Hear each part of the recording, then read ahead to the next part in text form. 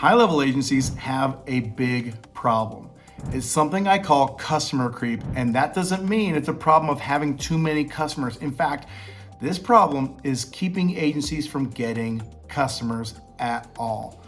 In this video, Deborah had the same question, and here's my answer. Salon. I've got all these different clients in different niches.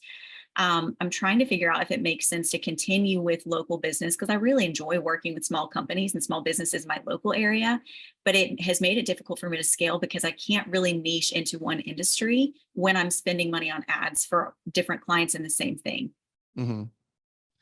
So when you say local, you mean what town do you live in? I live in Orange Beach, Alabama. So my entire area. So you're taking people from your local market. Yes. Okay. So and I've never even had a website. Everything I've done with my agency for the past 5 years has always been word of mouth and client referrals and all these things. So I'm just now like building myself a website and all the automation that I do for all of my clients. But everything that I've done has been, I've met people through somebody else, or I've met them through a chamber event. It's just been small businesses that I'll meet somebody at a chamber 101 and they're a trash bin cleaning company who now needs marketing and Facebook ads and this and that. Or it's, a plumber in my neighborhood, so it's all local within my 20-mile radius for the most part. So because of that, I can't really take on all the dentists or all the orthodontists and then niche into, okay, now I'm going to do implants for dentists as my sub niche. I can't do that when I'm running ads in the same radius, right? So does it make sense to stay with my local service area and my niche be small businesses of different industries, or niche into a subcategory and go much broader, like nationwide? There's going to be people who disagree with me on this, but I'll just give you my own experience because that's all I can do, right? We've heard of like systems. Everybody's like, oh, you need systems, right? The E-Myth, you need systems. That's become a very vague term. And nobody really defines these terms. They just say, oh, you need systems to run your business. Like, oh, okay, well, great, I'll get systems. A system is, at its core, is can you replicate success? Okay, that's the core. That's the baseline. Those are the wheels that make the conveyor belt go. So what does that mean? Identify what works and then do it again. Or you can identify something that works and then do something different. So the reason that we talk about sub-niche so much is not only is it core to identifying a customer with a specific problem who will then listen to a specific sales message. Okay, that's acquisition.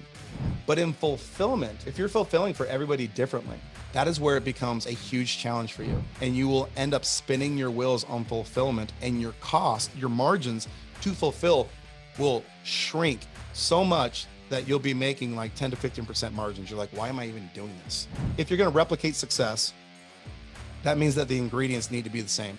That is the fertile ground that you're planting in. That is the seeds. That is everything needs to be uniform. All right. And that really is where UpHex was born. Was as an agency, I had a niche. My niche was chiropractors. And we knew every time we'd get a chiropractor, we were using the same images, the same ad copy, the same offers. And so we had a zip folder. We copy and paste this, put it into Ads Manager, change the doctor's name out, change a couple things so they made sense to that market, then hit publish, and over again. So UpHex became a repeatable function that did not require an experienced and educated media buyer who made human mistakes.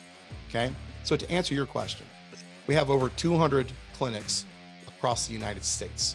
I don't ever give anybody like geographic rights over a territory. They're going to use my stuff. I have so many ads, so many campaigns in my library. If you can't find one that's like, hey, I'm doing knee pain. Well, there's like 6 in there for knee pain. Run one. But Fred down the street's running that. Run the next one, right?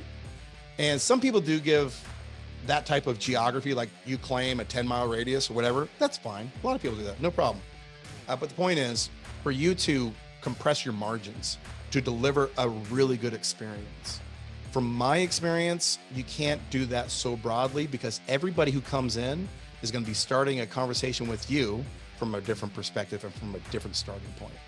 And so now you have to become like master of all these different business types, right? And it's not a good lifestyle from what I've seen, unless you identify a problem niche, right? Like I said before, not easy. That's not easy to do. And those are not easy to maintain. So if you find a problem niche, you scale into as many customers as you can really quick, get your market share. And then that's how you can have some staying power.